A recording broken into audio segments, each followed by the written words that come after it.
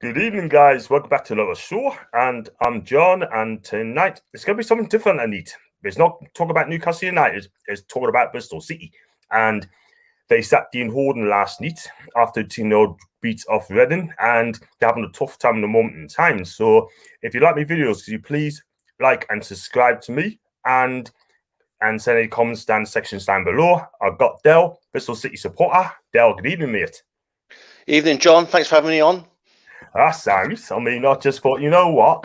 I was explore a little bit. Like I heard the news last night, and to me, I'm not surprised because basically, I mean, he started so well. I mean, you won 6 games out of 7, I think, and then you lost 10 out of 13 games, and something wasn't quite right. I mean, Dean Holden got sacked last night after he beat off Reading by 2-0. Are you surprised? No, not surprised at all. I mean, if anything, I was quite surprised that he was given another game after the 6-0 defeat at Watford. I mean, it was absolute capitulation, absolute bereft of confidence. And it wasn't just the obviously it's bad enough losing 6-0, John, but it was the manner. The goals were so easy. I mean, Watford didn't have to work hard for their win at all. You know, there were at least 2 or 3 goals where they just walked through past 4 or 5 defenders, far too easy. And then when that happens, obviously, you know, serious questions are asked of any manager, aren't they? So it was the manner of that defeat. And then obviously I was a tiny bit surprised, really, because the owner came on the local radio station on Monday night and basically said that they were trying to support Dean Holden. But at the same time, he was made aware that the results simply weren't good enough. So, but again, last night, John, the manner of the defeat, no shots on target, totally bereft of any ideas going forward. And I think that the big thing Dean Holden said in his press conference on the Monday was obviously the day before the Reading game, where he was looking for a response. And because there was no response whatsoever, John, he had to go. He had to go. It's a shame, really, because he seems a decent guy. And when I listened to his interviews and that, as a Newcastle fan, he seems to come across so okay. And I watched this interview on Saturday. I just thought, I've got to listen to him. And basically, when he got beat 6-0, could have been a lot more. He looked a beaten man. I thought so. I listened to him. I thought, wow, he looks like a beaten man. And if you listen to that interview and the players listen to that, they're going to be thinking, wow, he's not Nick's beaten man. So we're just going to rub it in his nose. And for me, this it's a shame because what it is still, I mean, it came in as like a yes man, really, because it's a cheap option after Lee Johnson got sacked. And I thought Lee Johnson's done a fantastic job since he's been at the club. And now it's that team down the road. And you know what? What can I say? I hope you don't get them up. But I hope you serious that, man. But, but honestly, I wish all the best of luck anyway, Sunderland. And he could be the guy who can get back up. But yeah, it's on Holden. And for me, he looked a beaten man. And when I listened to, I thought, you know what? I think he's done. Yeah. I mean, to be honest with you, when you saw his press conference on Saturday, I mean, I think he looked like he was nearly in tears. And he was choked up. And I thought I kept checking my phone Saturday night because I thought the club are going to have a statement. He's going to go. And I was quite staggered, really. Even Sunday morning, there was no announcement. And then I was quite shocked, really, that again, going into the Reading game, he was given another game. But the thing is, John, it's the manner of the defeats. It's not as if we've lost to Derby, we've lost to Cardiff. We haven't scored any of these. We lost 1-0 to Derby, absolutely dreadful. Lost 2-0 to Cardiff. We lost 6-0 to Watford, 2-0 last night. We're not scoring goals. We're not great. But it's the basics, John. Constantly giving the ball away when not even under pressure. Not tracking runners. What was the other thing? Oh yeah, winning first and second balls, John. Just so slow, not reacting at all, and just totally bereft of any ideas. I mean, it was just no structure, no shape, and again, it's baffling the fact that when Lee was sacked back in the end of July, we had over 80 applicants, John, from all over, from the UK and from Europe, wanting the job, and then to give it to a guy that was assistant to a backroom staff that had failed in the last 3 or 4 years, and then the owner to come out after Lee was sacked to say that we were looking for someone to take us to the next level, a breath of fresh air. And then for 6 weeks, the fans were on tenterhooks thinking there was people like Steven Gerrard named, Paul Cook, Chris Hughton was really strongly linked. And then to turn around and give it to the guy who had no experience. I mean, everybody was absolutely flabbergasted. Do you know what I mean? Couldn't believe it, man. I mean, wow. I mean, I thought Chris Hughton was going to be a sure banker taking your club on. Do you know what I mean? And the fact of the matter is, I don't know, maybe things about Mark Ashton, sort of, which I'm going to comment to in a minute. But wow, I mean, apparently the process took about 6 weeks. Yeah, vigorous process. We were told. Wow, I tell you what, that's down to perfection. I don't know the guy, but at the end of the day, he's the one. To me, I don't think he's a chief exec. He's more like a salesman by the sounds of it. You know what I mean? Like he'd be a salesperson selling cars. You know what I mean? That'd be his job. Yeah, you know what I mean? The guy's so ambitious, like, you know what I mean? He just buys cheap and sells them on like it does at Newcastle. You know what I mean? Yeah. But with it's a shame because going back to him in a minute, but back on Holden again. I mean, I looked at the tweets as well, and they split he splits the people, splits it down the middle, like dividing the people. Do you know what I mean? And people say, "Oh, I feel sorry for him. He was in a no-win situation and stuff like that." And it's just a joke. And if I was a City fan, I mean, I'd like to see City do okay because we may support Bristol City and getting in bad going as well sometimes. You know what I mean? But it's a shame because he's a decent guy, and I just wish the guy every success in the future, and I hope he gets another job somewhere. But the fans seems to like him though. Yeah. I mean, to be honest, the other thing as well is that when Dean was appointed, the other thing that went through my mind was if there was a championship vacancies, would Dean Holden got a job in another championship club or even a League One club? Before this, and the guy was he should have never been put in that position. The worry for me is I've met Dean a couple of times and he's a lovely fella. But you do worry now this has scarred him, that would he ever get a decent job again in football? You see a lot of these people that come into a position before they're ready and then you never hear of them again. So yeah, I mean, there's a lot of blood on people's hands at the club, mostly Mark Ashton, which obviously was. You do wonder whether when he did these processes and these interviews that he was the man that recommended to the owner that they should take on Dean, which I generally think was happening. I mean, I did hear I don't know how much this is true, but obviously there's Steve Lansdowne, the owner, Mark Ashton, the chief exec, and John Lansdowne, who's Steve Lansdowne's son, is the chairman. And rumours are that John Lansdowne didn't want Dean Holden appointed.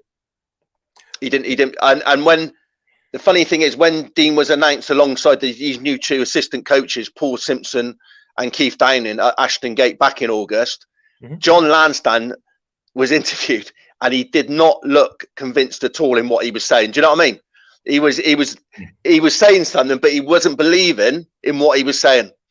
And it just makes me think, I mean, again, the rumours are that John wanted him sacked after the game Saturday. But again, they wanted to give him a bit more time. But I think Mark Ashton is the trouble is he's good in some senses. He gets good deals for buying players and selling players on. But the problem is, I think he's got too much power at the club. And instead of doing a chief exec's job, he's doing the recruitment. Yeah. He's got a lot of fingers in his pies, and I think he's doing too many jobs badly. So I think if I was Steve Lansdowne, I would have been asking serious questions of him now and saying, well, why have we brought Dean in? What was the thinking behind it? And they, going forward now, they need to get this appointment. This appointment now is probably more crucial than it was back in August. I mean, obviously, we wanted to go to the next level, but with COVID now, the lack of money, the season tickets renewals usually go in about March. Fans are at the moment absolutely fuming at the moment. And the club needs to get the fans back on side with a good appointment to give them some sort of confidence and some enthusiasm for the fans to come back and hopefully back into the grounds next season. So I think the club have got an awful lot to do to get the fans back on board. So this appointment is absolutely crucial. Obviously the financial impact with COVID as well, but they have to get this right, because the thing is, John, is we're the one team in the league. There's always one team in the league, isn't it, that goes into free fall after Christmas. You know, you're in mid-table, and then there's always one team that dropped like a stone. Hull City were exactly the same position as this time last season, and ended up going down. And I know we're 11 points from the drop, but the way we're playing at the moment, we look like that team. As you probably know, supporting Newcastle, you've probably had a few of those seasons where you've dropped like a stone. Yeah. And you know what it is, right? Yeah. We're just going to and don't win that league, like, because they're not the score still 0-0 at the minute, I think. Yeah. But at this moment in time, if Fulham win both the games and the game of Man U, Fulham be 1 point behind us. But I'm hearing today that Mike Ashley's going to keep Steve Bruce. He said that Steve Bruce is so in danger of losing his job. If that's true, they're in a massive trouble because Steve Bruce has to go. I never wanted him in the first place. And now, we're what? 7 points from the drop zone? We just go along Fulham, which is a shame because we don't deserve the guy doing it at the moment in time. But the way we're at in a minute, we are going to go doing. There you go. But I've got some messages here. I got even Johnson laughs last night. That was on Forsman Sure. And Andy Rudd, he's a City fan as well. He said, hi, mate. And he also said 6-0 was an absolute shambles. Yeah, absolutely. Yeah, the manner was absolutely. I mean, going back to Dean's appointment quickly, I mean, for the Newcastle guys, the fellow guys that are listening in, trying to get their head around the outrage of obviously Dean having the job, it's a bit like, how can I say, Lee Johnson was a popular fella, but his last season, it was quite toxic. The performances weren't good. The home performances were awful. And it's a bit like Steve Bruce getting the sack and then Steve Clements' assistant getting the job. Do you know what I mean? That's what it was like. And then it's like nobody having a clue why this guy was appointed. Do you know what I mean? So that just to give the Newcastle fans some perspective on the appointment, or say like Rafa Benitez walking out and his assistant, Rafa, one of Rafa's backroom staff, no management experience whatsoever, being part of the backroom staff, and then getting the job with no, serious questions. So I mean, that's why this appointment is massive, because we can't afford to drop like a stone anymore. And I think that's why they took the action last night. And hopefully, the only disappointing thing for me is the two assistant coaches should have gone with him as well. Yeah. Downing and Simpson, because, you're talking, these two guys came in to help him. And you got 3 coaches on the line, and between them, they can't do the basics. If you're watching a game on the TV, there's such a gap, John, between the attackers, the midfielders, and the defenders. There's huge gaps. And I'm a level 2 FA coach. I'm a U8 for B coach, whatever. But I can see that on the TV. Other fans can see it on Twitter. Yet you've got 3 guys on the line that can't do the simple coaching to put things right, like defending set pieces, tracking runners. It's just really, you do wonder how on earth they couldn't have played any poorly if they tried, John, to be honest with you. They were that bad. And again, has something happened? I hate the term, as he lost the dressing room, as he lost the players, but these are the same players, John, that when Dean Holden was appointed back in August, when the rumours were that he was given the job and Sky Bet had suspended all the betting that Dean was going to be the man to take the job, these same players were on Twitter giving it the fist pumps with the emojis and the love hearts and I've seen that. The high fives and stuff. Last night, they're the same players on the pitch, threw him underneath the bus. So it just tells you, what footballers are like, John. They'll when they want to down tools, they'll down tools. I'm not saying they deliberately, weren't trying. I wouldn't ever say that, a lack of effort. But I do think that something serious. It's almost like the players didn't believe in what he was trying to do anymore. Something's happened, and they just look totally bereft of any ideas whatsoever. You know what it is, though? I'm just listening to you, mate, because you know what you're talking about. You know what I mean? And I'm just going to let you listen to what you should be the manager yourself, mate. I'll put a job for you. You know what I mean? I don't know about that. I don't know that. Oh, dear. No time, baby. But I've got some more comments there. I've got Thomas again. Bristol City can sack Dean Holden. Why can't we sack Bruce? Totally agree. And Andy's game, because you have more ambition and Newcastle, no disrespect. I know Mike Ashley doesn't care about the club. I don't know that. Even John, I hope you're okay, even. And Active Alan, he's my guy, constantly chats. City could be playing Rovers and Sunderland next season. Wow. The thing quickly going with Newcastle as well is that the Newcastle fans, a bit like, obviously, totally Newcastle, different level to Bristol City. Bristol City have always played with wingers. They've attacked teams. They've had a go at teams. They've tried to hurt teams. We haven't done that. We haven't done that for the last 18 months. And I think the thing with watching Newcastle, okay, I'm not a big Newcastle. Obviously, there's not a lot going on at the moment. I'm watching all the games on TV. But watching Newcastle is the fact that, you know, watch them at Chelsea is the fact it's the manner of the defeats, John. And that's the thing with Newcastle fans as well, is that if you were playing well, creating chances and losing by the odd goal, or you're just having bad luck or bad VAR decisions, the fans would give you know, Steve Bruce the benefit of the doubt. But when you're in free fall and you're losing and you're not playing well, you're not creating, you're not scoring goals, players look disjointed, the balance of the team doesn't, you know, look disjointed. That's when that's the worry. And it's easy, isn't it? Because obviously Bristol City are 11 points clear of the drop. People think that's a big gap. But the thing is, when you're losing and you're on a bad losing run, and similar to Newcastle, where they're 7 points clear of Fulham before tonight, but then you looked at Fulham when they won at Everton on Sunday, and you're thinking out of the two sides, which team would stay up? And you'd have to say Fulham. So this is the worry. I think sometimes, you know, these people running the football clubs, it's almost like sometimes they wait for it to get so bad, the owners or the board, before they change it. It's almost like the supporters know. They know, don't they? When someone's appointed, it's, you know, not all, well, you know, Newcastle fans aren't having Steve Bruce, or the City fans aren't having Dean Holden. But, you know, Dean Holden lasted less than 6 months. And then you do wonder with Steve Bruce at Newcastle, how long they will leave it. Will they leave it until Fulham are only a couple of points behind them before they pull the trigger? So this is the thing about leaving it too late and being proactive more than reactive. And I think these owners sometimes, I mean, the worry for me is that, you know, if we could see what was going to happen at Bristol City 6 months ago, how the hell did the board not see it coming? You know, and this is the thing, general frustration when fans of all clubs, like obviously yourselves, like Newcastle, have the meltdown on Twitter because they can see things happen. It's like a car crash happening before it happens. And I'm sometimes just staggered how these owners and these, you know, the boards are so out of touch, because it is a business now, John, rather than actually putting the supporters first. You're absolutely right, and I totally agree. I mean, you just said about City. I mean, there's like in Newcastle. I mean, Mike Ashley, it's not the first time he's done this, man. I mean, back in 2009, he brought Shearer 8 games ago. He couldn't keep us up. Then he did exactly the same with Rafa Benitez. With 10 games ago, he couldn't save us. Mike Ashley is a gambler. He's a gambler, and he takes the risks, sort of thing, you know. He knows the danger at this moment in time. We're not safe in the Premier League in a moment, relegation, But Mike Ashley doesn't give a toss about the supporters. He doesn't care about me and you and the fans. All he cares about is the money. That's all he cares about.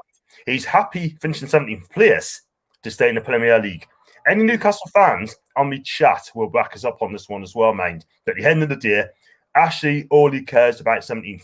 He only cares about stopping in the Premier League. That's all he cares about, The players are watching against Chelsea, right? I don't even watch it in the first when they come off half time. All the players are dejected, absolutely dejected. On the floor, there's no fight, there's no passion, not at all, And when the second goal went in, Jamal Lascelles, our captain, never even flew up to the players and geared them up. He's like, "Howie, man, come on, we can come back from this, you know."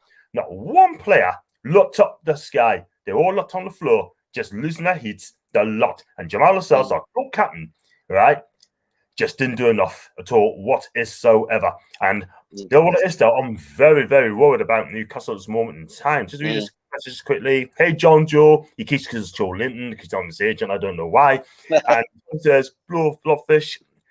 And Truls, another Newcastle said, Ashley is a blowfish. And you're absolutely right. But I want to come on to the players as well. You got some good players at the minute. You got Bentley in goal. I think he's a candy goalkeeper. You got Callas. You got Mariappa as well. You got Lansbury. Is he on loan? Lansbury on loan? No. They paid. Villa paid his contract up, so he had a few months left, so they paid him up. I mean, to be honest, you've got Bentley, who's a goal. I mean, to be honest, you know when you were saying earlier on about winning those 6 games out of the 7 at the start of the season. Well, Bentley, 3 of those games had worldies. I mean, we won by the odd goal, but he was just absolutely sensational. Some of the saves he made was incredible, especially the 1-0 win away at Forest. But you got people like Vyman who's obviously injured. There's a young guy called Liam Walsh who was the League One Player of the Year last year with Coventry. He was actually a big player that we were going to build the team around. He's actually now injured. So I mean, the injuries have obviously had a big impact. You got Thomas Callas at the back, who's a good player. But you know, the recruitment again has to be questioned. You know, Alfie Mawson, who Fulham signed from Swansea for nearly 20 million, and was on the standby list for the England World Cup squad in 2018. We got him on loan, but he's had 2 knee operations before he, you know, in the past. And the Fulham fans were saying, you know, he's a good player, but at the end of the day, you know, he's injury prone. And he's now out injured. He's been out injured. He came back. He was out injured from about October. Came back in February. Played about 3 or 4 games. Is out injured again now for the rest of the season. He's out. Mariappa is a guy. Basically, his legs have gone. He's, you know, in his 30s. He you know, God bless him. He tries, but he you know, his best days are behind him. Chris Brunt was another one we had at the start of the season from West Brom. 34. Hasn't played much football, came in, looked really rusty. Again, was commuting backwards from Birmingham every day, backwards and forwards from Birmingham to Bristol. Didn't do anything at all, was on quite a bit of money. They paid his contract up, he's gone. You know, it's just, you know, it's poor, really, the recruitment and the injury list of them. And the thing is, there's big questions at the moment because we are currently at the moment, we've got about 10 players that are injured.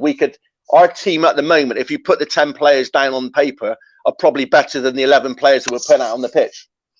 But there's big questions at the medical staff at the moment, John, because there's 3 or 4 players, even 5 players that have gone out on loan, came back in January time. We record them. They've been playing fine for their clubs, and they're all out injured.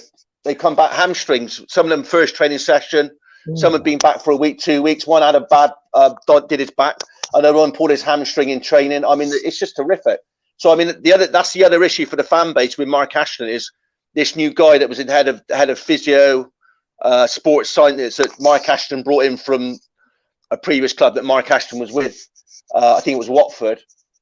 And again, the injuries, you know, are absolutely horrific. I mean, you think Harold Shipman was in charge of our medical team, but yeah, so that's the other issue as well. I mean, it's just crazy, really.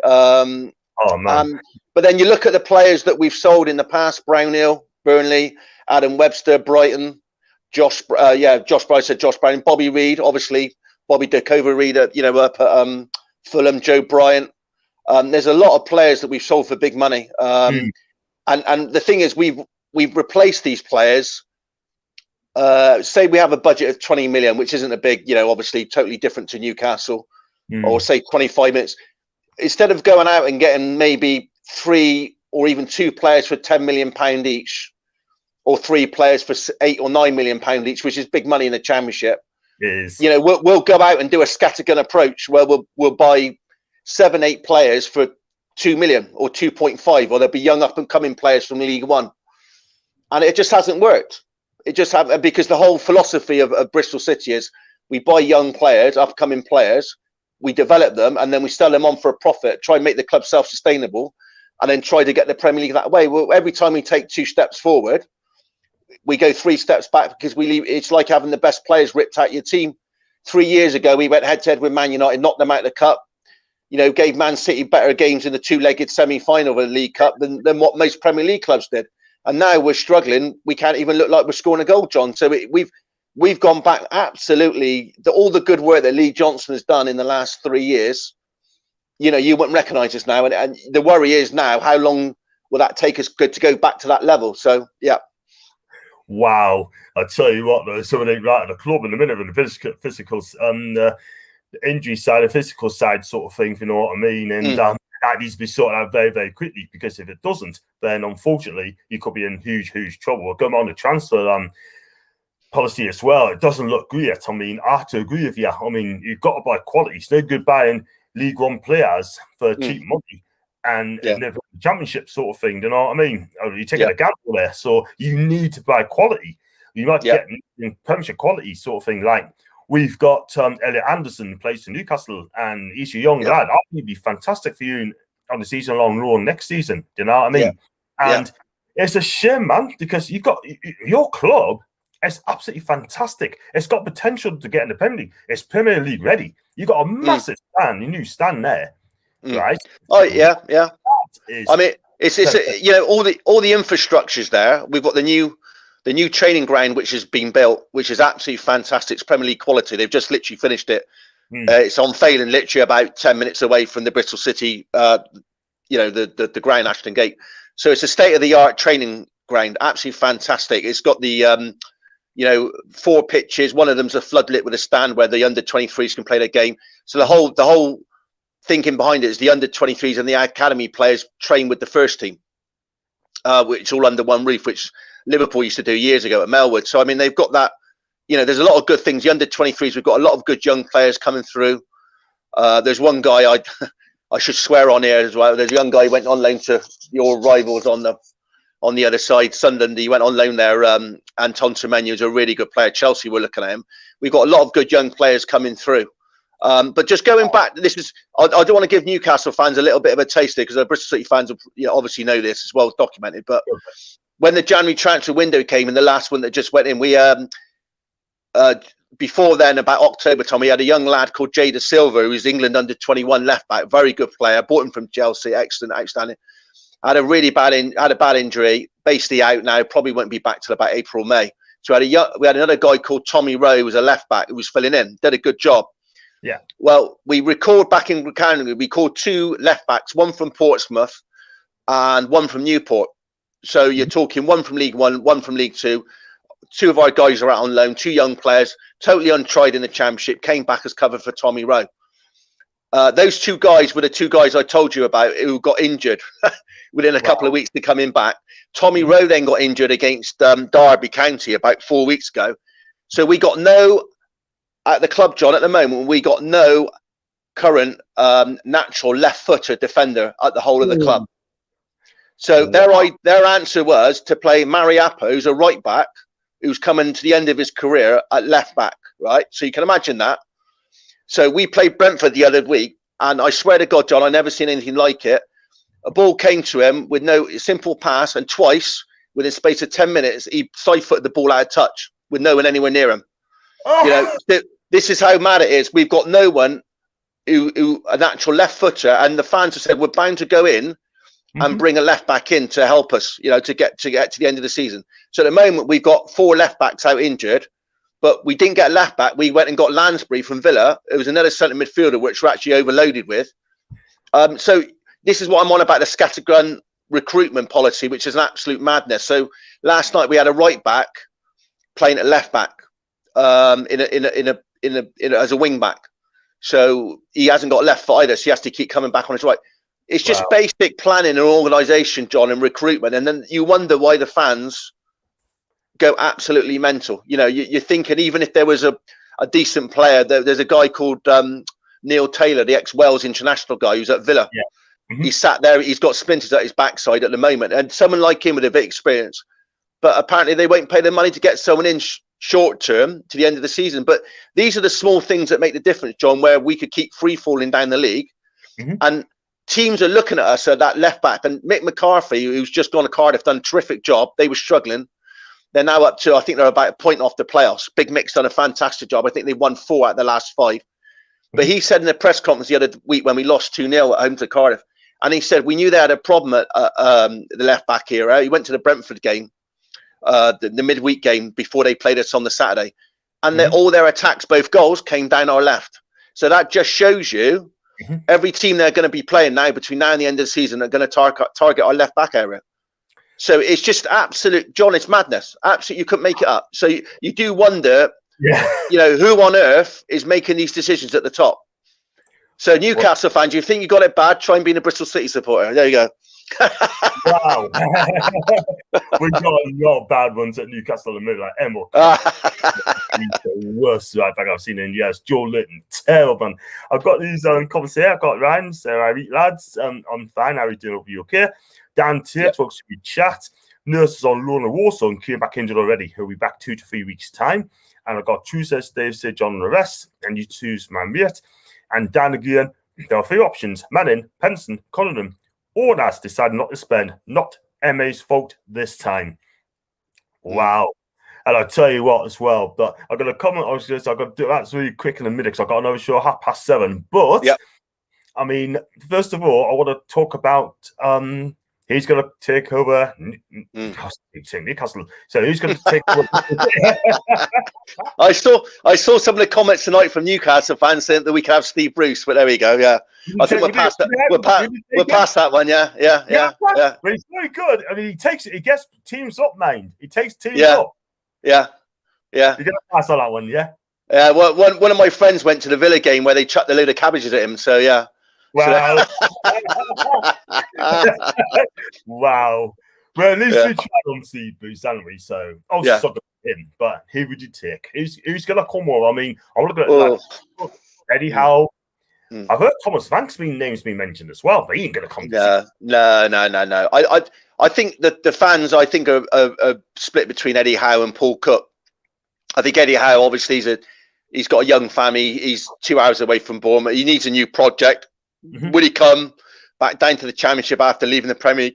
Sorry, I'm not too sure. He obviously, the last time 6 months ago when we appointed Dean, obviously Eddie had just left Bournemouth then. And again, Bournemouth coming, they made a similar decision, didn't they, at the start of the season, John, bringing, appointing Jason Tyndall, and that didn't work. So again, these these in-house appointments sometimes don't always work. So Paul Cook obviously has done a fantastic job at Wigan. I mean, what I like about him is the fact he takes no prisoners. He can develop good young players. He did that at Wigan. He knows how to get teams up. He did it with Portsmouth. And the thing is, as well, I think what impressed me, obviously, with Paul last season was the fact that they were near the relegation zone. Yeah. They knew they had this administration threat hanging over their head with the points deduction. But I got to say, I think correct me if I'm wrong. I'm sure someone may. But they, when we had the football restart after the first lockdown in June, they went on the best run. They were the most informed side in the Championship. They beat the teams that were going up, like West Brom, who went up. They beat Brentford. They stopped Brentford going up. They beat Brentford.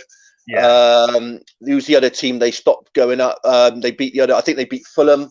They beat quite a few teams in and around who were going for the playoffs or going up for automatic promotion, and they finished about 11th. But then they went down, obviously, because of that 12-point deduction. But I thought, what a man to motivate a team with the players obviously knowing that the club could fold, but still to get a tune out of a group of players like that. I think that was absolutely fantastic. So for me, he's got to be up there. The other ones named Appleton at Lincoln, not for me. Again, no.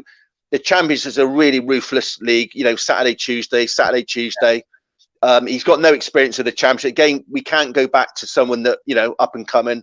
It has to be proven to keep us in the status of the Championship. Because I'm not looking at the playoffs at the moment. I'm looking down below.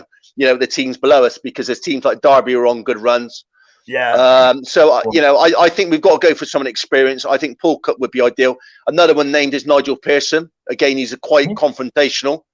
Ex-Leicester, ex-Watford. But again, he gets results, and he turned Watford around very, very quickly, and then until they had a bit of a fallout. But someone like that, John, I think someone with experience to come in, rattle a few cages, because I think it's been too comfortable there for a long time. Hence the emojis on Twitter about when he was going to get the job. And it is quite interesting. A couple of the players that came back in January that were interviewed and started playing for the club again were calling Holden, instead of gaffer or boss or coach, they called him Dino. Wow. So that again, it's like your player's mate. Again, bit comfortable there, John. So I think things need to change. Maybe it's been a bit too easy there. So yeah. Totally agree. For me, I'll say Paul Cook would be your guy. I think he'd do a good job. I think he's not working in a minute. I think he'd do a canny job. And I think for me, like you said, he wouldn't take any prisoners, and he would a project as well. So I've got David here. You could have Steve Bruce. No thanks, David. Fair enough. I've got Howling to Palace and Celtic. Could we get the band back together at City with EH and Jason Tyndall? That's Dan Tate. Dan. Yeah. I got this. What about Paul Simpson Steered and Steve McClellan? No. With him, he was at Derby County. Definitely. Well, for you to say no. And I've got Thomas Swell. What's that say? Thomas Basics Monkey, bless him. So I was going to say, I'm going to wrap this up very quickly, but for you, you're going to say Paul Cook's the manager, and I've just got one question. I've got David, so please just take him. He's on about Steve again. He was on my player ratings yesterday. So, one more time, you're going to take Steve Bruce, yes or no? No, I'll tell you what, though, just for the Newcastle fans down here, obviously there's a big rumours in Bristol at the moment that Joey Barton's going to take over the Bristol Rovers job. He's odds-on favourite, so whether that happens, that'll be interesting if he gets a job down here. Obviously, one of your old boys. Wow. You're the first guys, and I tell you what, though, I think that job, for me, is a poster's chance. I mean, they got no money in there. They got no money, right? And if I was Joey Barton, I'd just wait a bit. Do you know what I mean? Hold back and have a better job. Do you know what I mean? Because good. Newcastle job, John. That'll be coming up soon. Just a quick question, John. What? Just as an interest, because obviously I like following, the guys. I've always liked Newcastle. I mean, what's the general consensus that if Steve was to get sacked, who would the Newcastle fans want in? What? Who are they looking at? Who would they want? The question is, I'll tell it on you as well. I mean, who would like to work for Mike Ashley? That's another question, and I don't know, because at the end of the day, right, they want to be controlled. For me, I'd take Eddie Howe. The thing is, like, he'd be fantastic, but I don't think he'd leave South. But he would want a project to make sure that he wants the players that he wants, not what the board's going to get. Because whoever comes in with head coach, because what they've done with Rafa Benitez, they do not want another manager. They want head coach at Newcastle. That is it. And for me, if I had a choice, I would say, for me, I'd take Eddie Howe or Thomas Frank. One of those two, no problems at all. Nigel Pearson till the end of the season. If it's a takeover, if you do get a takeover, then hopefully it'd be someone bigger for me. I'll take Rafa Benitez back, no problems at all. I'll take Rafa back in a heartbeat, unfinished business. So I mean, the takeover for me, Rafa Benitez. If Steve is going to go without a takeover, for me, it'd be either Eddie Howe or Thomas Frank. But I don't think they'll come to us because they want to be in control. Yeah, I think that's the worry again. Very quickly, why there's a lot of skepticism towards Eddie Howe accepting the being offered if he was offered the job or talking to Bristol. Because again, Mark Ashton likes the power. He likes the recruitment, like him in charge. He says that it's the manager has the final say on the players, but. I doubt very much, that's the case. So similar, I think, Mark Ashton is very, obviously Mike Ashley's the owner, but Mark Ashton has an awful lot of power. He's left to run the club by the owner. And he's, like I said, if anything, last night's anything to go by. I mean, if I was the owner, I would be asking him serious questions of how he's running the football club. I'll tell you what, I'll get another CEO, to be honest, and get rid of him anyway, because at the end of the day, I think it's absolutely hopeless for what you're telling us. He's absolutely hopeless. The only way that he could stay really is if he was the CEO, and then you had a director of football that was the go-between who actually helped the manager with the recruitment side, and basically Ashton kept out of the recruitment side. That's the only way you could see him. The fans would want him staying. So but most fans want him to go ASAP. General consensus last night he should have gone with Holden as well. So there we go. There you go. Right, just give me 2 more messages, and then I've got to go to another show. David said Eddie Howe first, and one more. I'm going to say Crispy Ashton wants a yes man, and he is absolutely right. I think we all agree on that one. Listen, Del. I mean, I'm gonna let you go. I've got another child to go to very soon, 7:30. And before I let you go, do you enjoy coming on my show? Oh, to be honest, you fella, I've absolutely loved it. I loved it. I've been loved talking about Newcastle versus Bristol City, but anytime I'd love to come back on again, John, and I'll spread the word and recreate on Twitter, and that'd be fantastic. I'd love to come back on again, but wish all the Newcastle fans all the best of luck. I hope you pull away from safety, not too much, otherwise Steve will still be there. But but all the best anyway. Yeah. If he gets the sack, then I'll sure be favourite for Bristol City. Very, very quickly, John, just before you go, I mean, the consensus last night after the Saturday was the fact there were a lot of fans last night, and you don't ever want that to happen, but there's a lot of fans last night who wanted the team to lose and lose badly, so the manager goes. And you probably get that in Newcastle as well, where fans, once they go 1 goal down, they're hoping they're going to lose 5 or 6, so that it it's the straw that breaks the camel's back, and the owners are forced to then make a decision to sack Bruce. So that's how the fans get so disillusioned. That's how they feel, isn't it? So exactly, that's what it is. A lot of people said, I want to see my team win every single game as much as they can. But some of the fans say they want Bruce out. They want him to lose the game, so you get the sack. So you're right. I mean, I can see the concept of it as well. So, I mean, if Steve Bruce wins one game, he's there for another 10 games. So I can see your perspective sort of thing. You know what I mean? So you're right. And you know, I just want him to go. He should have gone after Liverpool anyway. So, well, I don't know what to say, man. But what can you say? But you're right. Well, listen, I'll let you go. But thanks for coming on, my guy. No, and you definitely come back on. I'm going to make you a regular as well, sort of thing. You know yeah, lovely. Yeah, you'd have to have me on when we've appointed Eddie Howe. Definitely. It's American sort of thing, right? Wishful thinking, John. I'm going to make sure, if you do get Eddie Howe or some manager, I'm going to make sure I'm going to get you on and we go back how it goes to the new manager sort of thing. Okay, and, fantastic. Listen, lovely. Thanks, John. All the best. Thank you very much. Thanks, Dale. You take care. Bye-bye. Thanks, John. Take care. Thanks for having me on. Thank you. Bye. Ciao.